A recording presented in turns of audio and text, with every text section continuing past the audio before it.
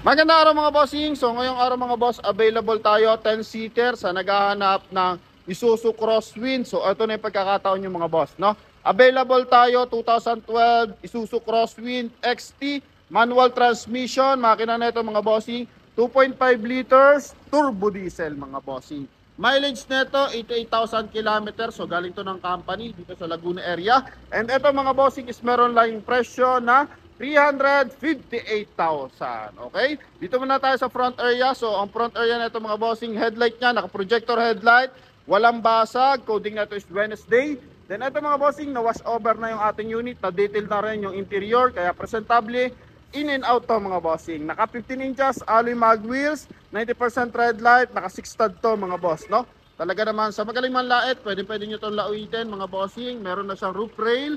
Ito mga bossing, wala na siyang tint, no? So, sa mga makakabili, pwede nyo itong palagyan ng tint. Interior na ito, beige tsaka black yung concept mga bossing. And leather seat yung ating upuan mga boss. Yan, okay. Manual transmission, naka 1 din audio system mga bossing. Malinis pati flooring yan mga boss. Okay? So, ito yung kanyang front area. Dito naman tayo sa second row mga bossing. So dito sa second row mga bossing, ganun din, presentable. And ang ganda ng latag ng mga bossing, leather niya. So wala siyang kakulot-kulot mga boss, no? Ito yung kanyang likuran.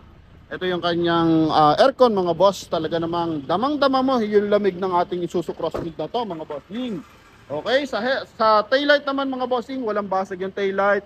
And mukhang bago pa mga bossing yung kanyang taillight. So bagong palit to. Then ito mga bossing, turbo diesel nga to mga boss. And nakakabit pa yung conduction sticker, so it means na orig pa yung kanyang mga windshield mga boss.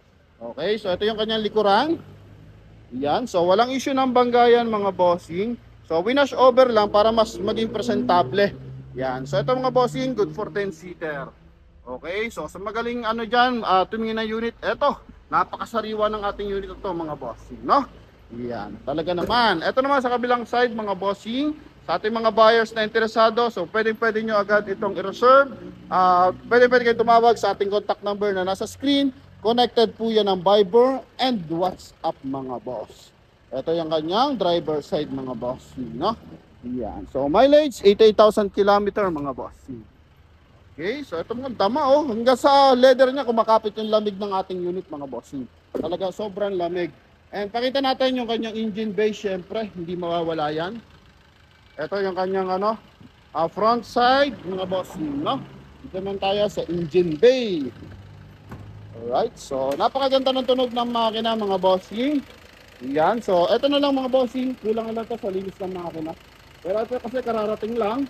And ang nalinis is yung kanyang exterior tsaka interior mga bossing. Engine bay na ito mga bossing, ito 2.5 liters turbo diesel, napakaganda ng tunog ng makina.